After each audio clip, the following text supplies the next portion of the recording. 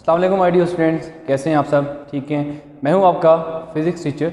आज हम second year chapter number 18 next topic पढ़ने जा रहे हैं और वो क्या है? Transistor as an amplifier. ठीक है, तो कल हम बात कर चुके हैं ट्रांजिस्टर के बारे में कि ट्रांजिस्टर क्या है।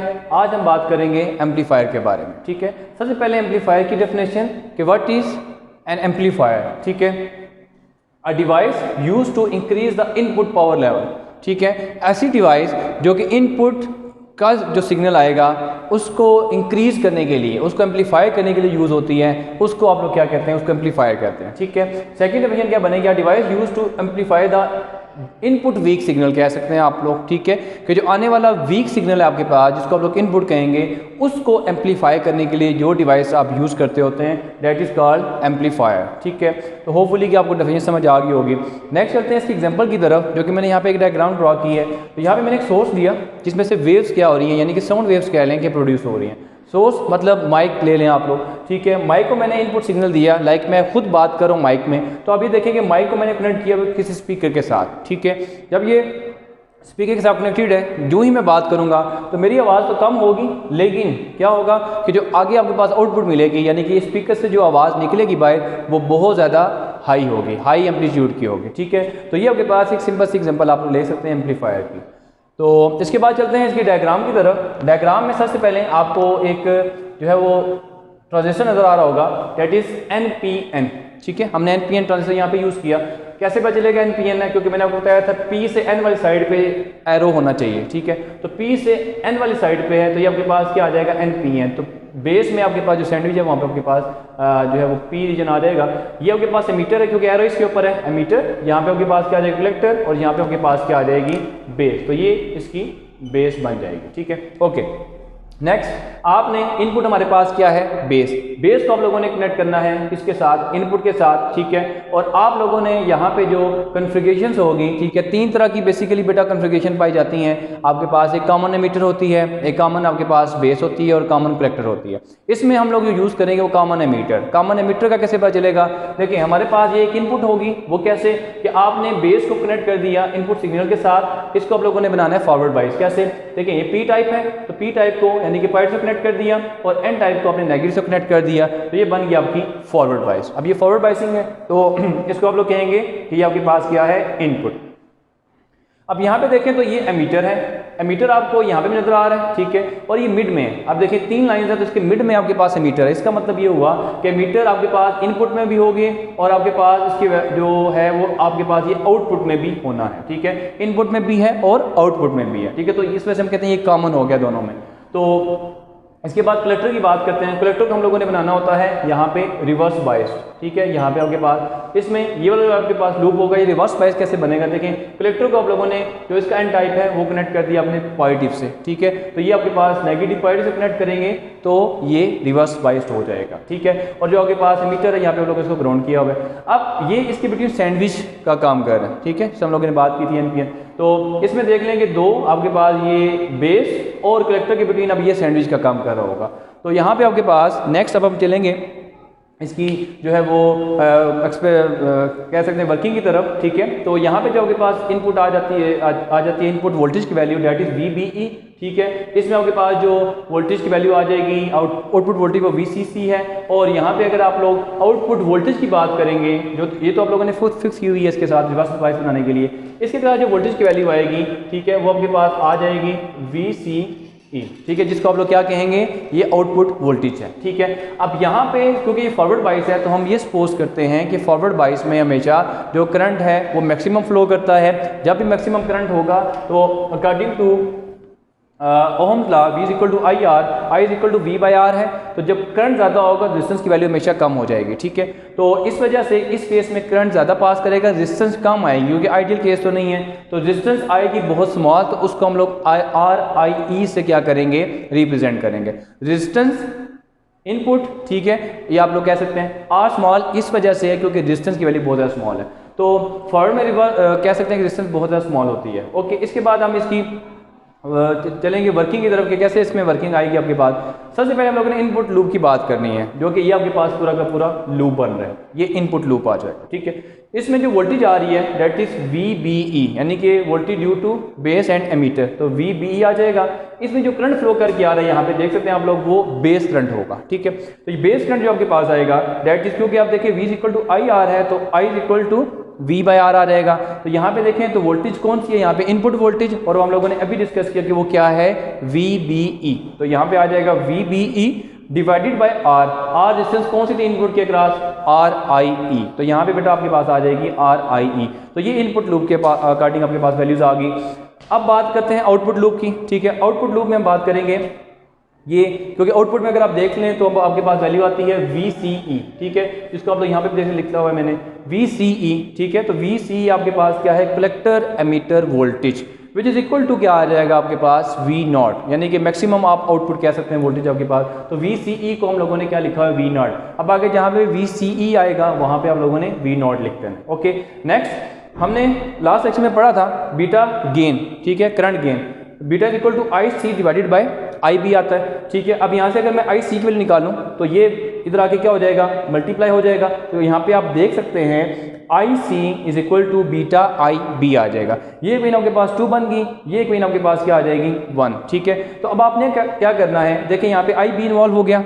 अब ये वैल्यू IB की ये सारी वैल्यू आपने क्या करनी है, यहाँ से इधर पुट कर देनी है। यही बात next, now put equation 1 in equation 2। तो इक्वेशन 1 को इसमें आपने पुट कर देना है। देखिए यहाँ पे IC is equal to IC as it is, beta भी आपके पास as it is, just IB को रिप्लेस कर देना है इस पूरी वैल्यू से जिसको मैंने अभी सर्कल किया है। तो यहाँ पे आपने बेटा इसको यहाँ पे लिख देना है। ठीक है, नेक्स्ट हम क्या करना है, आप लोगों ने KVL यानी कि किरचॉफ वोल्टेज रूल आप लोगों ने अप्लाई करना है किस लूप के ऊपर, आउटपुट लूप के ऊपर। यहाँ पे आप लोगों ने अप्लाई करना है। देखिए करंट की डायरेक्शन हम क्या सपोज करते हैं, कन्वेंशनल करंट जो कि पॉजिटिव से किधर होता है, नेगेटिव साइड पे, तो ये करंट की डायरेक्शन होगी। अब यहाँ पे आप लोगों ने इसी को सपोज करना है। किरचॉफ वोल्टेज रूल क्या कहता है, sum of all the potential changes across the circuit must be equal to 0। तो यहाँ पे देख सकते हैं कि मैंने इसको 0 के ऊपर रखा हुआ है। चेंज कैसे आ रहा है, ये आपके पास आप लोगों ने जो रिवर्स बायसिंग बनाने के लिए वोल्टेज लगाई थी किसके साथ, कलेक्टर के साथ, तो वो VCC। जब ये करंट इसे पास करेगा तो रजिस्टर है, तो आपको ये पता है रजिस्टर नाम से ही है कि जो रजिस्ट करता है करंट को। ठीक है, तो वो अपोज करेगा तो इसमें करंट पास करेगा, कलेक्टर करंट IC और रजिस्टर कौन सा आ जाएगा RC। तो V is equal to IR के अकॉर्डिंग यहाँ पे देख सकते हैं IC और साथ में क्या आ जाएगा RC, और सॉरी यहाँ पे माइनस VCE आपके पास क्या है। जब यहाँ से मूव करके यहाँ पे जाएंगे तो यहाँ पे आगे क्या होगा, पोटेंशियल का ड्रॉप होगा किसके क्रॉस, कलेक्टर के क्रॉस और एमीटर के क्रॉस। उस ड्रॉप को आपने किससे रिप्रेजेंट करना है, VCE। तो यहाँ पे आपने लगा देना है minus VCE is equal to क्या आ जाएगा 0। अब ये माइनस इधर आके क्या हो जाएगा प्लस।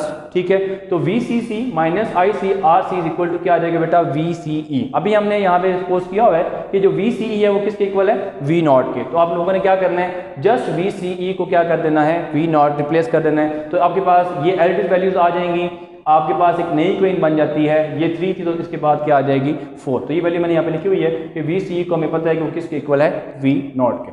नेक्स्ट आपने क्या करना है आप कि इक्वेशन 3, अगर इक्वेशन 3 में देखें तो हमारे पास IC की वैल्यू है, और यहाँ पे भी आपके पास देख सकते हैं कि IC है। अब ये वैल्यू उठा के आप लोगों ने यहाँ पे क्या करनी है, पुट कर देनी है। देखें VCC as it is minus as it is, IC की जगह मैं क्या पुट कर दूंगा, beta VBE divided by RIE, ये एज इट इज आ गया, और साथ में RCB एज इट इज यहाँ पे आ जाएगा, इज इक्वल टू क्या आ जाएगा हमारे पास V0। अब ये नई इक्वेशन बन जाएगी जिसको आप लोग क्या कहेंगे, 5th इक्वेशन। ठीक है, ओके। इसके बाद नेक्स्ट चलते हैं इनपुट सिग्नल की तरफ। यहाँ तक हमने इक्वेशन बना ली।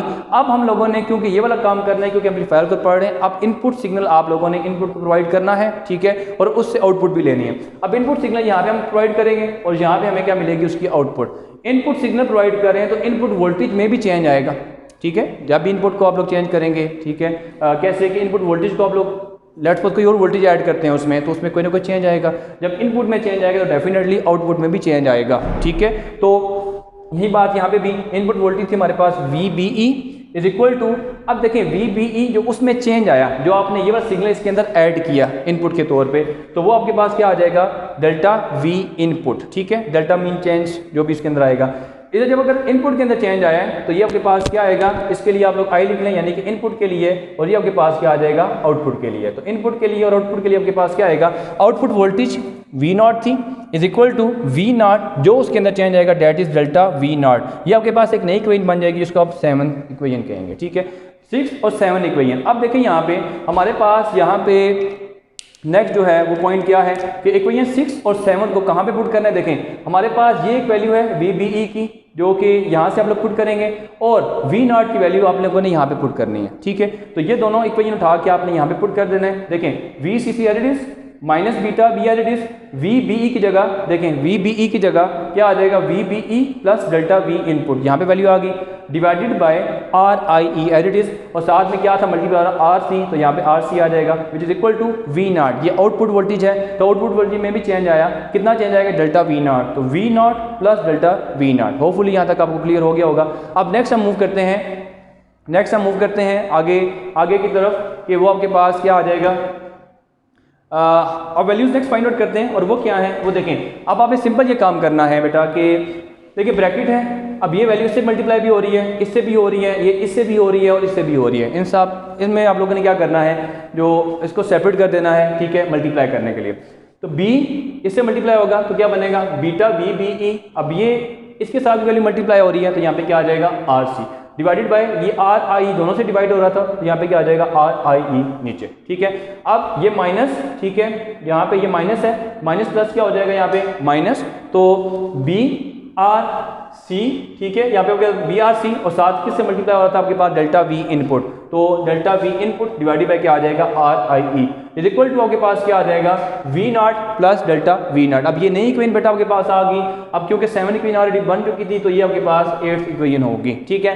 अब आपने इस इक्वेशन को यूज करना है और उस इक्वेशन को सॉल्व करना है जिसके साथ ऑलरेडी आपके पास क्या है फ्रैक्शंस है। तो आप यहाँ से ढूंढेंगे तो आगे मैं इसको यहाँ पे सर्कल किया हुआ आप देख लें कि इस इक्वेशन आपके पास क्या आ रही है, सर्कल्स आ रहे हैं, ठीक है, इसमें थोड़ी डिवीजन आ रही हैं। तो हमें क्या करना है इसको और इस इक्वेशन को सॉल्व करना है। कैसे कि सब्ट्रैक्ट कर देना है इस इक्वेशन को इस इक्वेशन में से। देखें ये मैंने ऑलरेडी सारी इक्वेशन यहाँ पे लिख दी क्योंकि मैंने इसको सब्ट्रैक्ट करना था, इसको सब्ट्रैक्ट करना था इसमें से। तो पहले ये इक्वेशन आ जाएगी वी सी सी एडिस, ये सारी वैल्यू एडिस, ये बी एडिस, क्योंकि माइनस कर रहे हैं तो ये लेफ्ट हैंड साइड माइनस से मल्टीप्लाई होके ये माइनस हो जाएगी तो माइनस वी सी सी। जब माइनस को ये जो आगे फॉर्मूले का माइनस होगा जब इसमें आप लोग इस माइनस को करेंगे मल्टीप्लाई तो क्या हो जाएगा प्लस, ठीक है। तो माइनस माइनस क्या हो जाएगा यहाँ पे प्लस हो जाएगा, ठीक है। इसके बाद नेक्स्ट लेफ्ट हैंड साइड पे भी तो राइट हैंड साइड पे भी, राइट हैंड साइड पे देखें तो V naught plus delta V naught minus V naught, क्योंकि सब्ट्रैक्ट करें तो ये माइनस हो रही है तो माइनस वी नॉट आ जाएगा साथ। अब देखें यहाँ से कौन कौन सी चीज़ें आपके पास कैंसिल हो रही हैं। देखें सबसे पहली बात कि ये माइनस का ये प्लस का ये से कैंसिल आउट हो जाएगा, ठीक है। ये प्लस का ये माइनस का ये भी क्या हो जाएगा कैंसिल आउट हो जाएगा। और इधर देखें तो ये माइनस का था ये प्लस का था ये कैंसिल आउट हो जाएगा।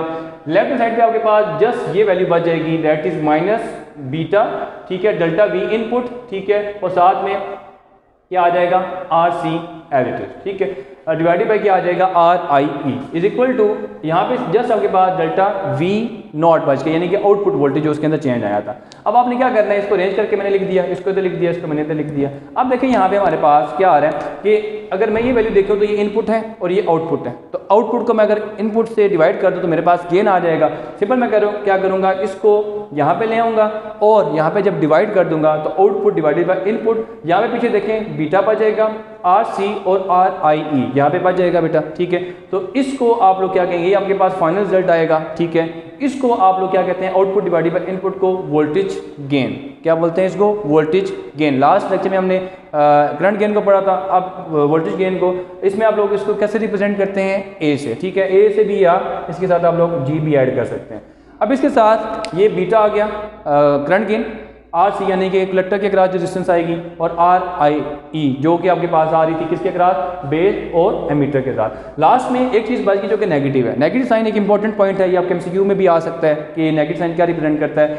तो negative sign shows that there is phase shift of 180 degree. इसका मतलब क्या है, आप इनपुट देंगे ना ऐसे आपको एम्पलीफाइड फॉर्म तो मिलेगी, ठीक है, आपको लेट को यहाँ पे एम्पलीफाइड फॉर्म मिल रही है, ठीक है, लेकिन क्या होगा कि उसमें फेज शिफ्ट आ जाएगा। देखें ये पॉजिटिव से स्टार्ट हो रही है, ये नेगेटिव स्टार्ट हो रही है, तो कितना फेज शिफ्ट है 180 डिग्री। तो बेटा ये था आज का लेक्चर आपका, ठीक है। होपफुली कि आपको सारी बातें समझ आ गई होंगी। अगर कोई आपका क्वेश्चन हो इस एलिमेंट तो आप लोग कमेंट सेक्शन में पूछ सकते हैं। टेक केयर, अल्लाह हाफिज़।